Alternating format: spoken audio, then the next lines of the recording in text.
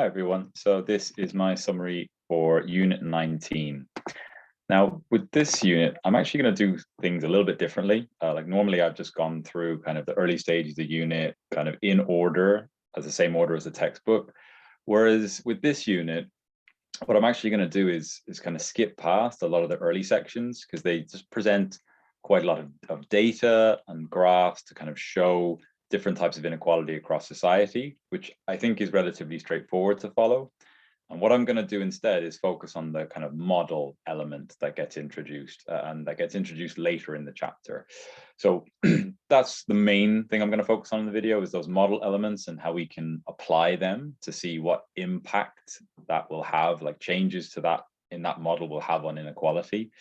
And then towards the end, I'm going to talk about kind of how we can use the indifference curve type model to think about what we might want to achieve in terms of inequality. Now, where I'm going to begin is just with some kind of key terms that you come across throughout the chapter and just kind of run through what they mean. So cross-sectional inequality.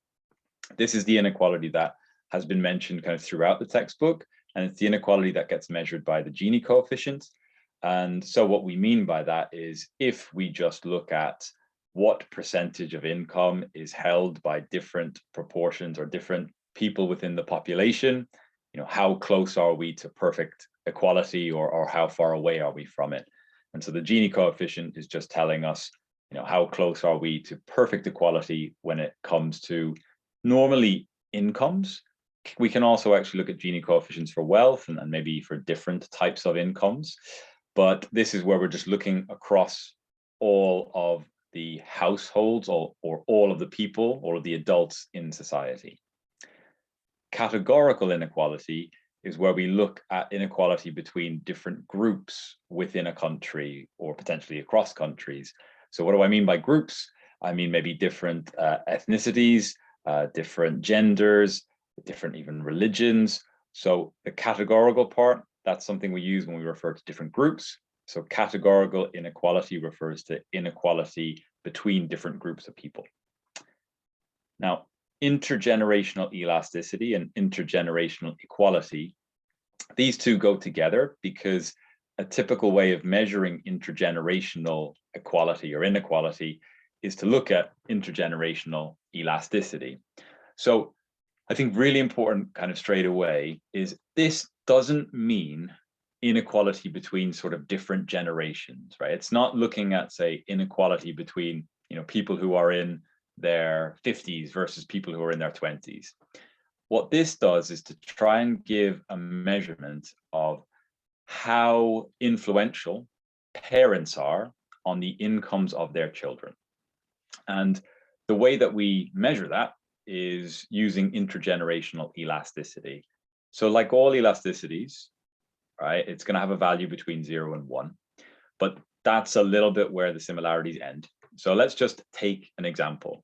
So if intergenerational elasticity happened to be 0.5, let's just talk about what that would mean. So that would mean that if your mother and father were 10% wealthier or income 10% higher than the average person in society, then an intergenerational elasticity means that you, their child, would have an income which is 5% higher than the average in your generation. So the idea being there that there is actually maybe quite a strong influence of your parents' income on your income as a child. Now, if we went up to 1, what would that mean? So an intergenerational elasticity of 1 would mean that if your parents are, say, 20% higher income than the average in their generation, then you will also be 20% higher income than the average in your generation. So it's kind of like perfect, like passing on of the inequality between generations. Okay, so that's intergenerational elasticity, and we can use that as a measure of how much equality or inequality is being passed on from generation to generation. So now a few different types of terms. So we got market, disposable, and final income. So your market income, that is the income you receive from all different possible sources. So income from, say, wages from the job that you do, but also income, say, from profits or profits that you've received from the firm that you own, or potentially returns on investments that you've made. Maybe I should have said dividends from a firm that you own. So market income kind of takes in all of your possible sources of income. Disposable income then takes the market income and subtracts any taxes that you have to pay, but then adds on any transfer payments you receive from the government. So transfer payments could be things like child benefit or unemployment benefit. So disposable income is what is your income after taxes and transfers. And quite often we are interested in what is, say, the Gini coefficient, so the cross-sectional inequality in terms of market income, and then in terms of disposable income. Because if there's a significant change, then that indicates that the tax and transfer system is maybe having the desired effect of reducing inequality. And it gives us a sense of how much is it doing that. Now, final income is something that would also be really interesting to look at, but it's much more difficult, because what final income does is it takes your disposable income and then subtracts away any taxes that you pay, say, on things like consumption. So say it takes away VAT or any other kinds of taxes that might come about like after you've had your disposable income. And then it adds on the value of the public services that you use, right? So if your children go to like a primary school, it would add on that value to your income. If you happen to use the healthcare system in that year, that would get added on. And so that would be a really interesting thing to look at, but obviously quite difficult to sort of measure for individuals. So that's typically why when it comes to Gini coefficients, you'll see the market Gini coefficient and the disposable income Gini coefficient. Next set of terms, redistribution and predistribution. So these are the two sorts of ways that the government can try and go about reducing the level of inequality. So redistribution, I've kind of touched on already. That is part of taxes and transfers, right? So one way that the government can reduce inequality is to tax people on higher incomes, maybe like quite a large amount, and then to use some of that tax revenue and use it for transfer payments to people on lower incomes. So to maybe reduce the taxes of people on lower incomes, or give them more generous unemployment benefit or child benefits or other kind of benefit payments. So redistribution is very much the government trying to reduce inequality after the inequality has come about, right? After people have received their market incomes. Predistribution, on the other hand, is where the government actually tries to put in place policies that might reduce inequality before it happens, to actually try and get people's market incomes to be maybe closer together. So what kind of things would count as predistribution? Well, if the government decided to, say, really increase the amount of spending they're doing on early years education or primary education, so that when people finish school, maybe they have similar endowments, and that's a term I'll come back to, similar endowments in terms of their academic ability, and therefore might be able to get similar types of jobs and earn similar wages. I mean, other policies could even be something like the government encouraging trade unions, right? So stronger trade unions might mean more bargaining power for workers, and more bargaining power might mean, say, higher wages for, I don't know, low-skilled workers. And that could then close the gap between the market incomes that people receive.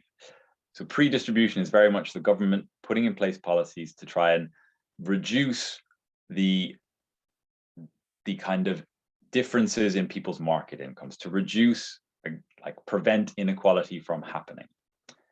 And then final set of terms, primary and secondary labor market. This is purely here for an example that we're going to come to later on. And the primary labor market, what we mean by that is the labor market where the jobs are very secure, could be like quite high skilled jobs, high wages, but like secure contracts. Whereas the secondary labor market is people who have jobs that are a lot less secure, can be like 0 hours contracts, kind of gig economy jobs, a lot less bargaining power, typically lower wages. So this is something we're going to come back to in an example later on. So those are some really important terms to be familiar with from the unit. What I'm going to go on to next is the model of inequality that is presented in the unit.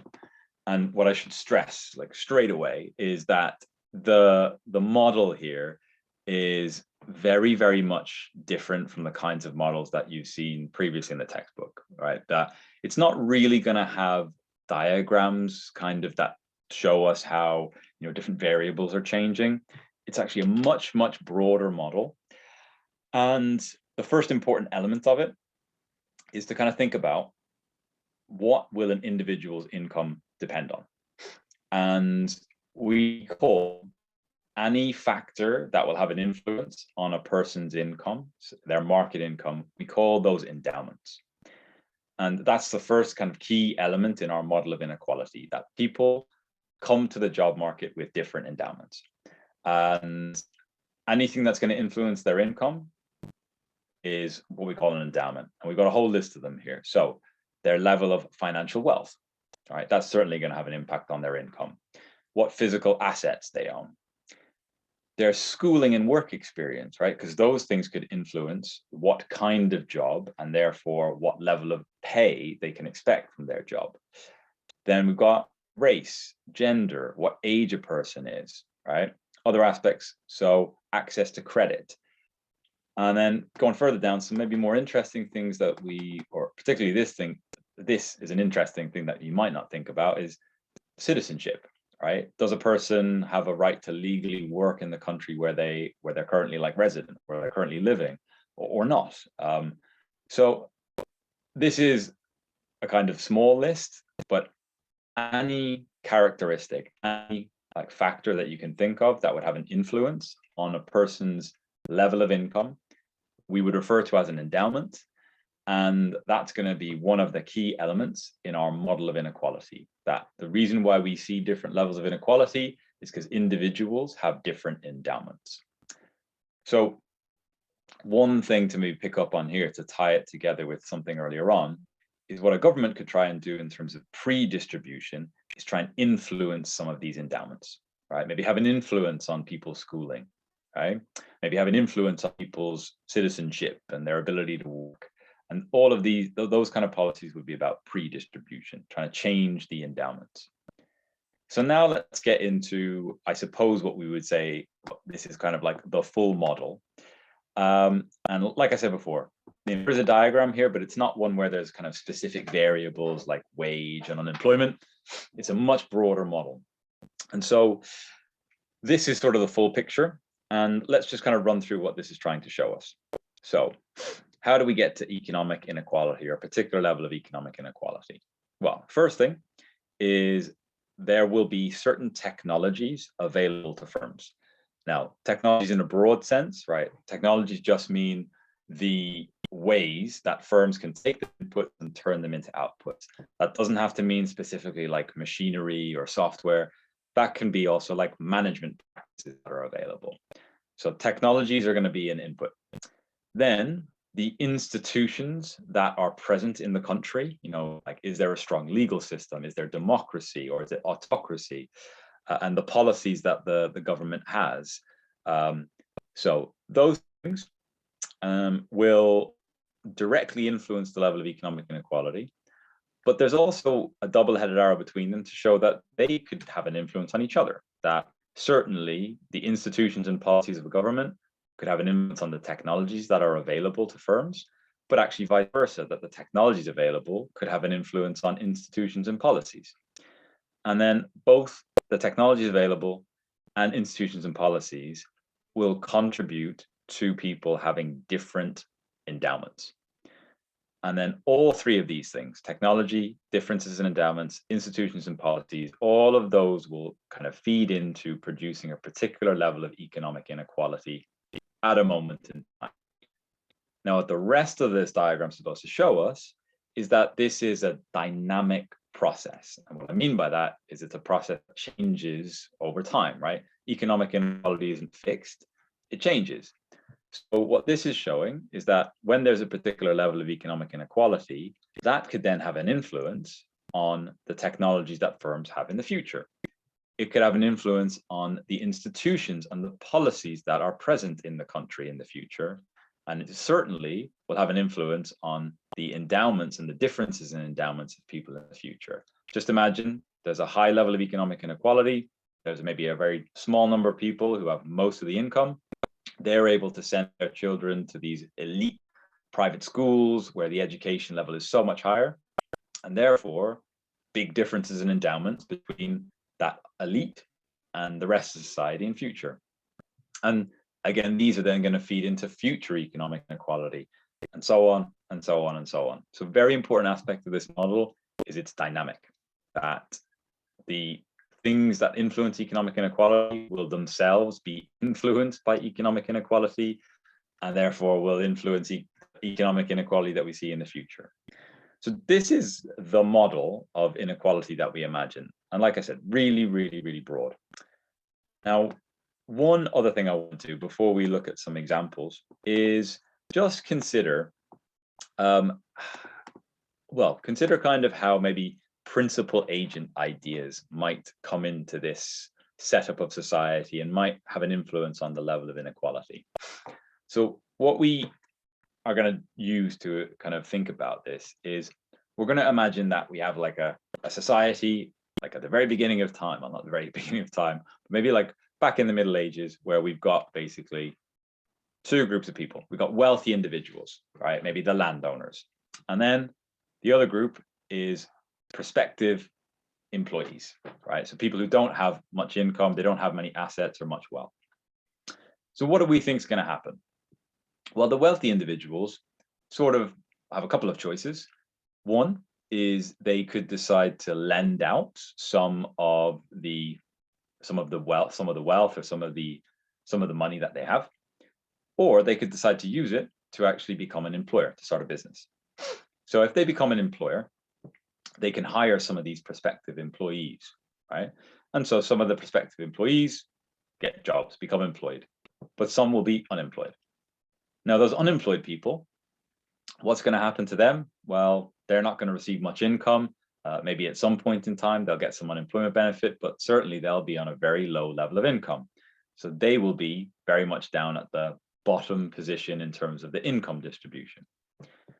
Now, the people who are employed, well, they might now, because they've got an income and maybe they're able to buy some assets, they might be able to become borrowers, right? So they might be able to go to those wealthy individuals and they might be able to borrow some money to themselves become employers, right? To start their own firm, to start their own business. And then they become employers and they hire people. And maybe some of the people who are unemployed, maybe they'll now become employed. But there might be some people who are excluded from borrowing, right? They have very low income, they have no collateral, they just have no access to credit whatsoever. And so here's another group of people who will be unable to change their position in the income distribution because they have no means of trying to, say, start a business, and potentially they're unemployed as well, so they don't really have much income coming in at all. And so this setup kind of shows us how inequality might change over time, just from like a really simple beginning, right? A really simple proposition.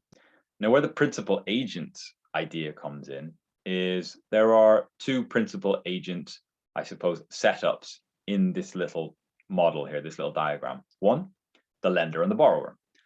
And the second, employers and employees. And if we consider who's the principal and who's the agent in each case, well, to begin with, the principal is always these wealthy individuals, right? They're the ones lending the money, and they are also initially the only people who are employers. So they are the principal in both cases. And the agents, the borrowers, and those who are employed. So the wealthy individuals seem to be in this more powerful position, just as a result of having wealth to begin with. So this is just another kind of way, like really simple way we can think about how a certain beginning, like a certain sort of random beginning to how certain individuals have some wealth and then others don't, how that might contribute to how things change over time and to a particular level of inequality that we might see. So what I'm going to do now is I was about to say use the model. I suppose I'm not really going to use the model. I'm going to use it to an extent. I'm going to go through 3 different situations and think about how changes to institutions or changes to endowments, how they might have an impact on inequality. And how we're going to look at the change in inequality is always going to be through a Lorentz curve and Gini coefficient diagram. And the one I'm going to start with in a second, after I take a quick little break, is the idea of education improving. So after a short pause, I'm going to come back and talk through that. Okay, so the first example that I want to run through of how policy could have an influence on inequality is to think about education. So what we're going to imagine is to engage in a pre-distributive policy, right, where they focus on education, maybe early years, primary, secondary, or even university. And this focus leads to an improvement in the kind of skill level of the average person. And so in society is now got this higher skill level. And what we're going to imagine is, or think about is, what's the impact of that in the labor market? So if workers are more skilled, we can imagine that their average product of labor is going to increase. So we imagine that we get this upward shift in the average product of labor, okay? And as a result of that, we need to think, well, what will that mean? So how I'm going to think about this is to remember this equation that we've seen quite a few times now, which is that the real wage level, the profit maximizing real wage level, so the real wage level set by this price setting curve, is equal to lambda, productivity of labor, the average product of labor, times 1 minus mu, where mu is the markup. So all we've assumed that's changed here is better levels of education, which have caused lambda to go up. Now, what's the impact of that going to be? It's going to mean a higher real wage, right? A higher profit maximizing real wage for the firms. And so that price setting curve is going to shift upwards, and let me shift it up to say here. Great, that's perfect. And what's that going to mean? Well, it's going to mean we're going to be at a new equilibrium, right? A new equilibrium in the labor market where our wage setting curve, which hasn't changed, is now intersecting with our new price setting curve right here, that point right there. And we can see that this new equilibrium has a higher level of employment. Employment has increased, okay? So that's our sort of story around the impact of education. Higher real wage level and a higher level of employment. Now, I'm going to make one really, really important assumption before I go on to the second diagram, which is that I'm going to assume that there's been an increase in the average product of labor, and that's going to mean there's more, say, there's a bigger pie. There's more money available for the owners of the firms and the workers. And the key thing that I am going to assume is that that extra bit of the pie is going to be shared in the same proportion as the earlier bit of the pie. So that the extra money is going to be shared kind of in the same way between the workers and the owners of the firms as the previous kind of output was, the previous value of the output. So the crucial message there is that those working are still going to have the same cumulative share of income, and the owners of the firms are still going to have the same cumulative share of income, right? They're still going to have the same shares as before. So how is this going to have an impact on inequality? Well, in terms of this diagram here, actually not so much is going to change, because I'm telling you that the owners, these top 10% of people, they are still going to get 40% of the income, and those working are still going to get 60% of the income. So the key difference comes from the fact that now unemployment is lower. There are now more people in work as a result of the better education. And so what's that going to change? Well, let's imagine that now, instead of 10% of our population being unemployed, which is what's represented by this bit here, right? 0 to 10 was completely flat, no income. We're going to now imagine that it's actually only 5%. So what that's going to mean is our Lawrence curve starts from 0, goes to 5, and then from our 5th percent to our 90th percent, those people are going to pick up 60% of the income. And so what has that done? Well, if we think about how do we calculate the Gini coefficient, the Gini coefficient is for a large population, A over A plus B, where A is the area between the perfect equality line and our Lawrence curve, and A plus B is just the area below the perfect equality line. So in terms of the bottom of this equation, A plus B, that hasn't changed, right? The area below the perfect equality line, still the same. But A is now different, right? A has become smaller because this little kind of purple blue portion is no longer part of A. A is now just a bit above. And so what's that's going to mean? Well, if A gets smaller, A plus B stays the same, the Gini coefficient is going to decrease. So, simple example of how a change to the difference in endowments. So by improving education for everybody, or maybe, be careful, maybe improving education for potentially people lower income, so making the kind of state school system better, we are going to decrease the difference in people's education, and therefore, through this labor market model, get more people employed and then reduce the level of income inequality. So that's our first example. Second example is going to be a change to not endowment, but a change to sort of maybe an institution or a policy. I mean, I'll kind of let you decide which one is more relevant. And this is where this labor market segmentation idea and the primary and secondary labor market is going to come back. So to begin with, we've got this setup in society. So let me just kind of talk through what this is showing. So again, we've got 10% of our population who are unemployed, so no income there. Then we've got the workers in the secondary labor market, right? So this 40%, they are in this really kind of insecure work, gig economy jobs, and they actually only get a cumulative share of 10% of income. Then in our primary labor market, we've got 40% of people here who are getting a 50% share. Those are the people in secure jobs, high skilled, high wages. And then we've got our owners, and our owners, again, the top 10% who are getting a share of 40% of the income. So this is a segmented labor market because you've got secondary and primary labor markets. You've got different types of workers kind of earning very different wages. So what we imagine now is a change to sort of the institutional structure of society, where the people in the primary and secondary labor market kind of get together and say, no, this isn't fair. This is causing far too much inequality.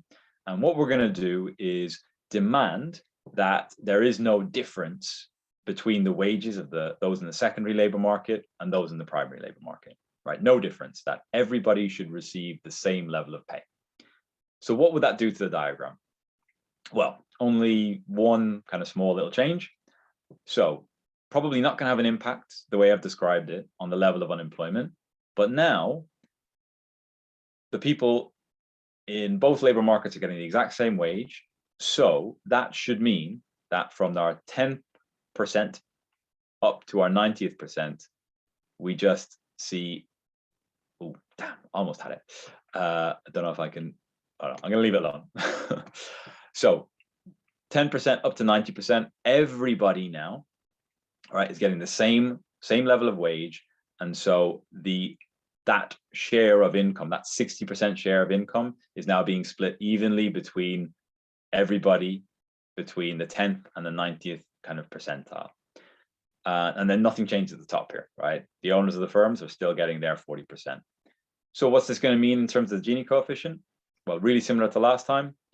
Look what's happened. This whole area here that was part of our numerator has now kind of disappeared, right? We've got a much smaller area. I say much smaller. We've got a smaller area. And so this removal of labor market segmentation would lead to a lower Gini coefficient. And this is a pretty extreme example, but in countries like the Nordic countries, Sweden, Denmark, Finland, you would see not as big gaps in wages between different types of workers. And so that's kind of one of the reasons why you see lower levels of cross-sectional inequality in those countries. So that is an example of a change in institutions. And now we have one more example, which is an example of a change to technology. And we're going to consider one possible impact, and I got to stress that, one possible impact, one possible kind of scenario that could come about if there was a sudden massive increase in the level of automation that firms could use, right? And so why I say one possible scenario is we're going to consider three types of workers, okay? So the first type of workers are those who essentially would become redundant when there's this new improvement in automation. Redundant in the sense that like their job can just be immediately replaced. Our second type of worker are what I will label as at risk. So they can't be immediately replaced or can't be easily replaced, but they could be, okay? So they could be replaced and they might be in future. And so what this is certainly going to do, this increased amount of automation is going to reduce their bargaining power. And then our third set of workers, we're going to imagine are those workers whose jobs are complemented by this increased automation. I mean, maybe one example of that would be, think about even like a social scientist or an economist who can use machine learning techniques to help them improve their ability to analyze data in the firm that they work with. And so the improved automation is a complement to their skills, actually helps them become more valuable. So if we consider this scenario, let's think about what that might do to the level of inequality in society. So our first group of workers, the ones who become redundant, well, straight away, and let me say kind of really importantly, I'm just going to throw some numbers out here at random. The numbers are just like coming off the top of my head, or I think possibly from the unit if I've remembered them. But that first group of workers who become redundant, they're just now going to be an amount of unemployed people. So we're going to imagine that the percentage of the population who are now unemployed is up to 10%. So 10% of people now with no income. Then the at-risk people. So we're going to imagine that they are the 10th percent up to the 65th percent of the population, and that now that they're at risk, they have less bargaining power and therefore their wages are going to fall, okay? And so we're going to imagine, and let me kind of throw this out, that they, because they're at risk, they're actually able now to only bargain to the point where they can get a share of only 10% of the income.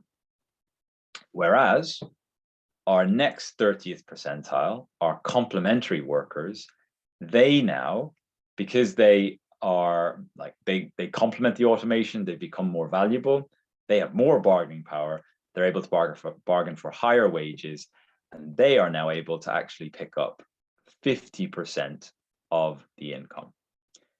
Oh, so close. And then we've got our 5% at the top, who are the employers and they own the robots, and they're still picking up 40%. So what has this done?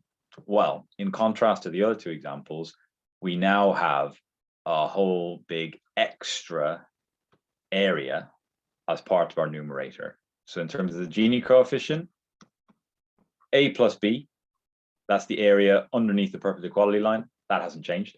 But A is now that whole blue purple bit plus this bit I've shaded in terribly. And so Gini coefficient is going to go up. I'll stress again, that is just one possible outcome from automation, one possible scenario, but just a good example of how a change to technology could have an impact on levels of inequality. Okay, so that kind of, for the most part, is how we can think of our very broad model of inequality and how changes in our endowments, in our institutions, in our technology, how they could then have an impact on inequality in the future. So what I'm going to do, I think, to finish with in this video is, first of all, look at how we can use indifference curves to kind of think about how a person might trade off different types of inequality. And then finally, come back to how we might think about feasible frontiers and indifference curves to, again, choose a particular level of inequality. So after a quick pause, I'm going to come back and talk about how a person might use indifference curves to trade off different types of inequality.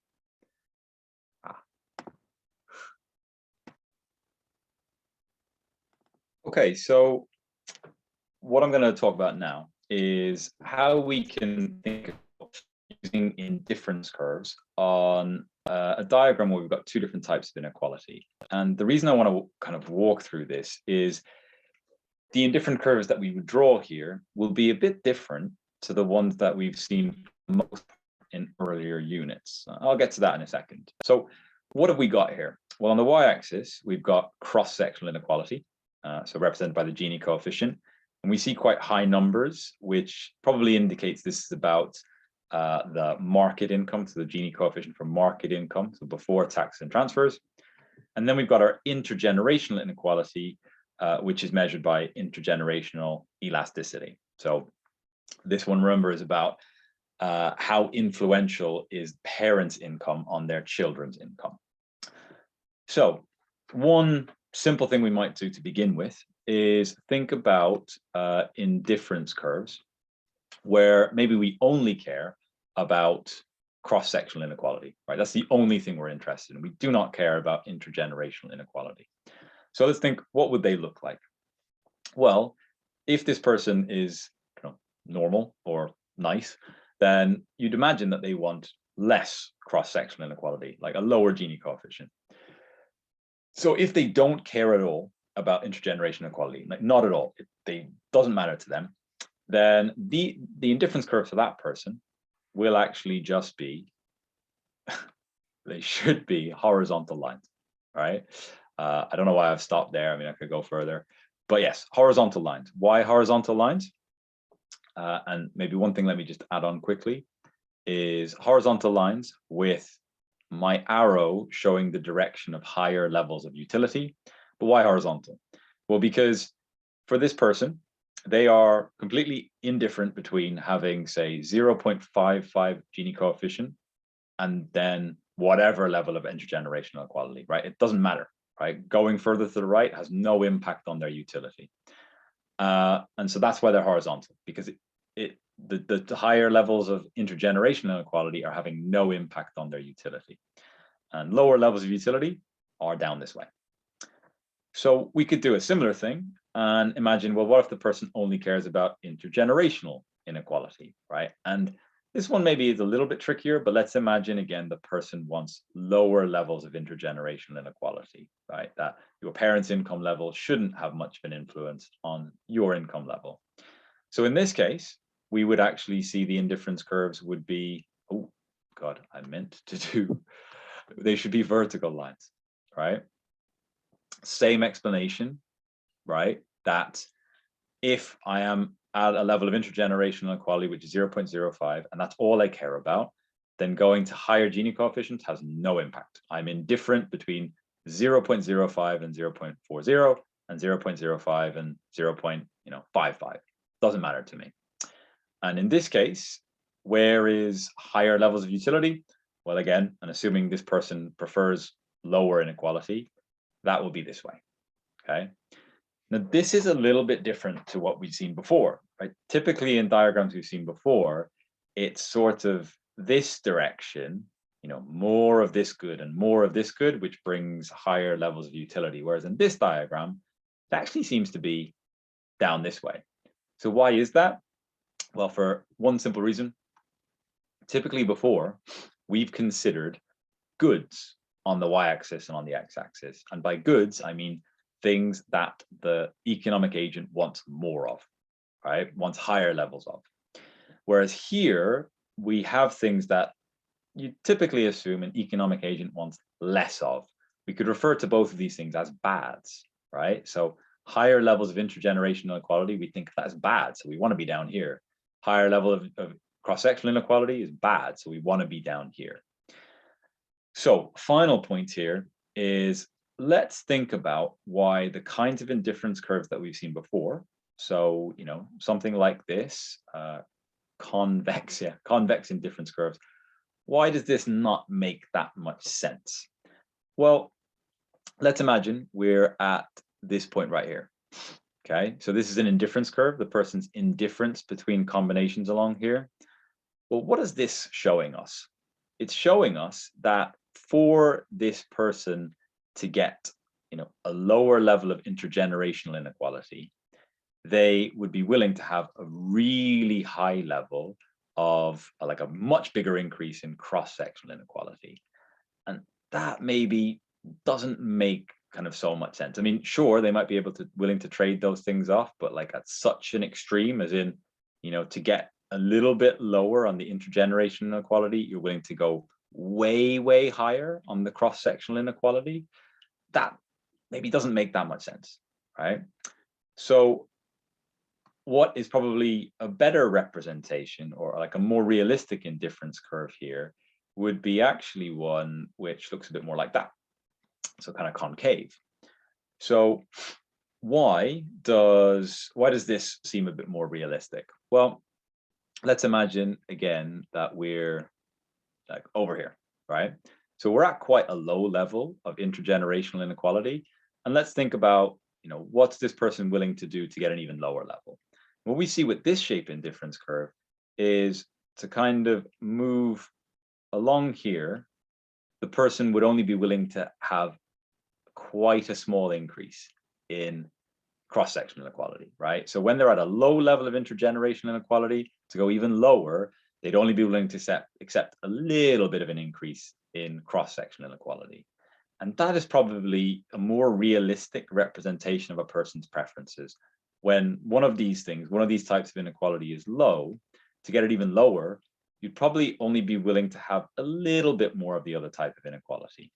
Whereas maybe if we're somewhere here more in the middle, right, where here, for that person to say get a little bit lower in terms of intergenerational inequality, maybe they'd be willing to accept a bit more of the cross-sectional inequality. But certainly at the extremes, where you've got, say, up here again, where you've got quite a low level of intergenerational inequality, it's a good indifference curve shows us that even low wouldn't want too much more. You wouldn't trade off and accept too much more cross-sectional inequality, which is probably a bit more realistic. So that's a good thing to kind of consider, or to think about, what will indifference curves look like, and that will depend very much on what types of quantities we are they goods or are they bads. Okay, so the final thing that I'm going to talk about is how we might, I guess, think about this more broadly, which is how we can use a model of marginal rate of substitution, marginal rate of transformation, kind of feasible sets, and that to think about different choices for inequality. So that's what I'll do after a quick pause. Okay, so the final thing I'm going to talk through is this diagram, which kind of gives us various different ways of thinking about how we could model the choice of inequality, or what level we want to have.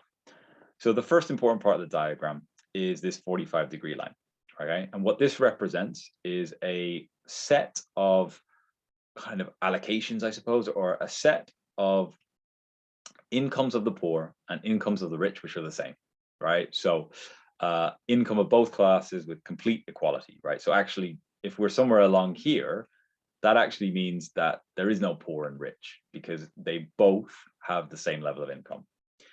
So the first point to talk about would be this one right here, point E. And okay, point E, actually, let me come back to that in a second, because let me first talk about this red curve. So what the red curve represents are what are the actual feasible incomes of the poor and rich. What are the feasible sort of bundles of income of rich and poor that we could have, right? So that's what the red represents. So coming back to point E, this would be one possible allocation. So, and it's the one possible allocation where the income of the poor and the rich are exactly the same. Okay, so that's choice E. Now choice D over here, this is the one, this is like possible allocation where the poor have their minimum feasible income, right? And that can't be zero, because we imagine, you know, like we had in previous units, a sort of biological survival constraint. There's going to be a minimum level of income people need in order to actually survive. So point D shows us where the income of the poor is at its lowest possible level. And why am I talking about D and E together, or like first of all, because D and E are so inefficient. Why? Because let's imagine we're at point E. We can feasibly move over here. And over here, the income of the poor, like the average income of a poor person, the average income of a rich person, are both higher than at point E. We have managed to move to an allocation where both groups of people are better off. So if we can do that, that means that point E cannot be Pareto efficient. Similar thing with point D, right? I can move from D up to here, and there's a point where the income of the rich is higher than at D, the income of the poor is higher than at D. So D and E are not points that, you know, a kind of rational person would choose, because they're Pareto inefficient. So now let's talk about point R. Rawls is ideal. So remember, Rawls had this idea of the veil of ignorance, which is a good way of judging sort of the fairness in society, is to think about what happens to those people who are kind of worse off, right? So in this case, what's happening to the poor? And Rawls kind of said what we should do is try and maximize the welfare of that like poorest group. And so that's what's happening at point R, right? Point R is the point on the feasible frontier furthest to the right, furthest along here, which means it's where the average income of the poor is at its highest. So that would be where a Rawlsian would say we should be. Okay, maybe just to draw a link with the previous points, is this Pareto efficient or not? So I'd argue that it is, because if we move away from point R, we are certainly making the poor worse off, right? If we go up, they're getting lower income. If we go down, they're getting a lower income. So they're definitely getting worse off. And if we go up, the rich are getting better off, right? So and if we go down, the rich are getting worse off. So there's no place we can move away from R where everybody is better off, right? And in fact, like in both cases, if we go up or down, the poor are just worse off. So R would be actually Pareto efficient. Then let's talk about, F briefly. So F would be the maximum feasible income of the rich, right? So that would be the point where the rich are maybe happiest because they get their highest possible income. And two final ones. This point here, A, this is a really interesting one. So you can see this is labeled maximum average income. So this would be the place on the feasible frontier where your expected income, particularly if when you're born, you've got a 50% chance of being rich, a 50% chance of being poor. This point A would potentially be where you'd like to be because it maximizes your expected income. And why is that where the slope is -1? Well, so remember that the slope represents the marginal rate of transformation. So a marginal rate of transformation of -1, or if we ignore the minus, well, actually, let's not ignore the minus, of -1, what does that tell us? Well, when we're at point A, if the slope is -1, if the marginal rate of transformation is -1, what that means is in order to get like one more unit of income for the poor, we sacrifice 1 unit of income for the rich. So there is like a kind of equal trade-off. Any loss of income from the rich will be an exactly equal income gain for being poor. And if we wanted to get, say, 1 extra unit of income from the rich, we'd have to sacrifice 1 unit of income from the poor. So this is sort of the place where the opportunity cost is maybe, let me say, like kind of perfectly balanced, where any loss of income for the rich would be matched by a gain in income from the poor of the exact same size, and vice versa. So that's why A might be a really interesting place to be, where you're maximizing your average income, right? So if you don't know which you're going to be, point A would be appealing, because that would be where you could expect to have the maximum average. So how would we decide where to be? Well, as always, it's going to be where the marginal rate of transformation, where the slope of our feasible frontier is equal to the marginal rate of substitution, the slope of our indifference curves.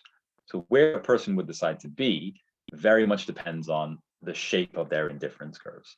And we take one example here of point B, which is where we have the marginal rate of transformation, the slope of our feasible frontier, is equal to the marginal rate of substitution of these indifference curves. And we see these indifference curves represent a person who is inequality averse, right? So they don't like too much inequality. They would like to be sort of maybe closer to this line of perfect equality. So I guess let's think for a second, why do these indifference curves kind of show us this? So maybe let's focus on, okay, like a point up here, right? So what can we tell from, like, or think about if we're up here?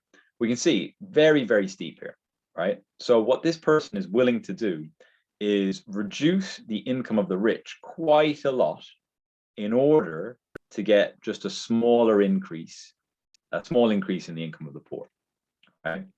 So that tells us that they're very happy to reduce the incomes of the rich quite a bit in order to get a bit more income for the poor. So they want a bit more equality. And they're therefore inequality averse. That means they don't like inequality.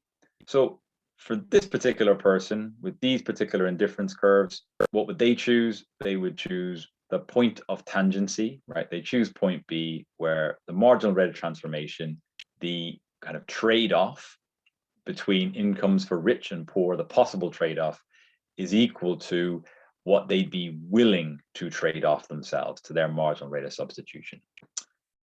All right, so that is where I will leave it for Unit 19. As always, I really hope that helps. And yeah, I'll leave it there.